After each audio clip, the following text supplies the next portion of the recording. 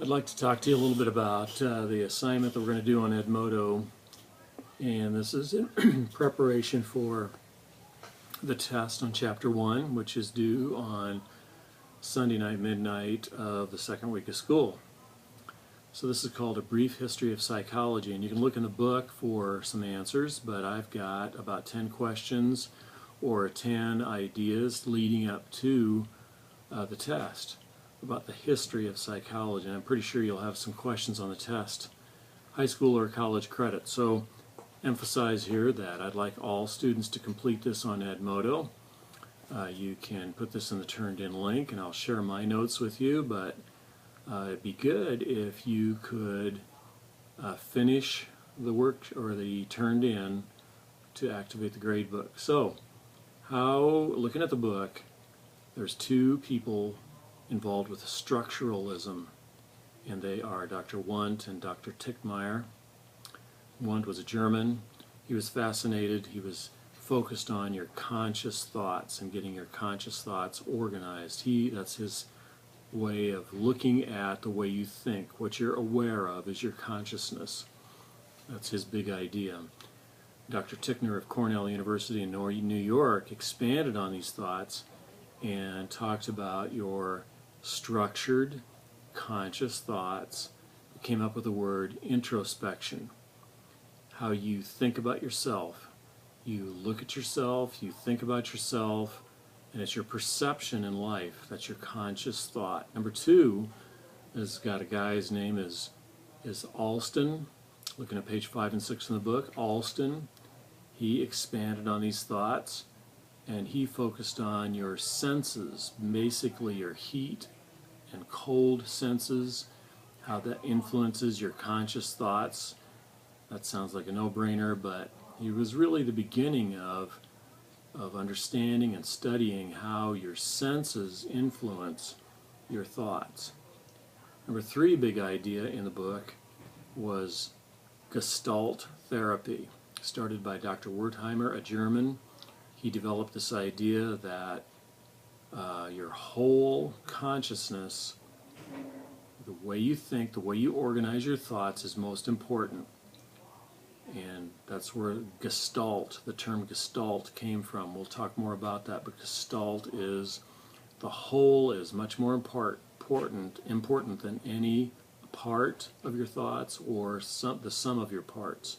The way you look at yourself is most important in your conscious thoughts. Number 4 is a little bit different, is William James. William James took a little bit different view than any of these others. He focused on evolution and how evolution has influenced your thinking and your feeling and your learning. And so he came up with the idea, not structuralism, but functionalism. Functionalism is an evolutionary idea, Darwin's theory of evolution. So there's a different way of looking at psychology. Number 5, another different view, Ebbinghaus, German guy, focused on your memory.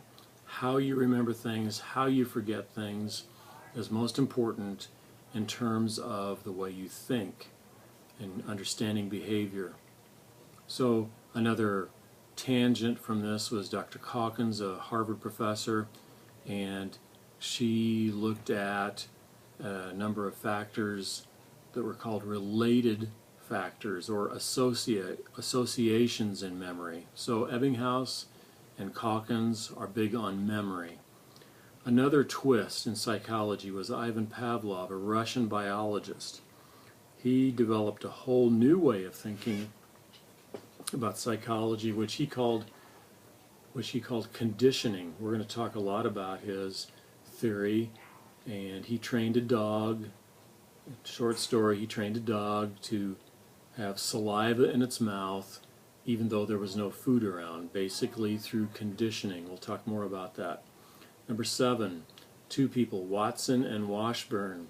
They expanded on Pavlov's ideas, and that your behavior is learned through stimulus response. That's what conditioning is.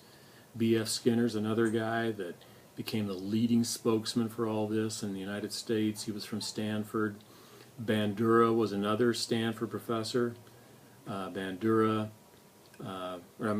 Skinner was from Harvard. Bandura was from Stanford, and he became a spokesman for the social learning theory. You learn from what you learn from other people. You are a representative of other people in your life. Number 8, whole different idea. Sigmund Freud, a new twist, an Austrian guy who studied neurology as a doctor, diseases. He came up with the idea that you understand yourself not by what you consciously think, but what's behind the scenes, your unconscious thoughts.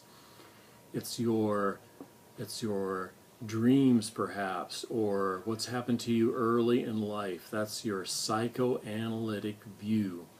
That's Freud. Number 9, another viewpoint in psychology is the humanistic viewpoint, and that is from Maslow and Rogers, that you make conscious decisions which you have the power to decide for yourself. Viktor Frankl, got that misspelled in my notes, but Frankl was the big one in this field, and he said it's your pursuit of meaning and purpose in life that's most important in the way you think and understand yourself.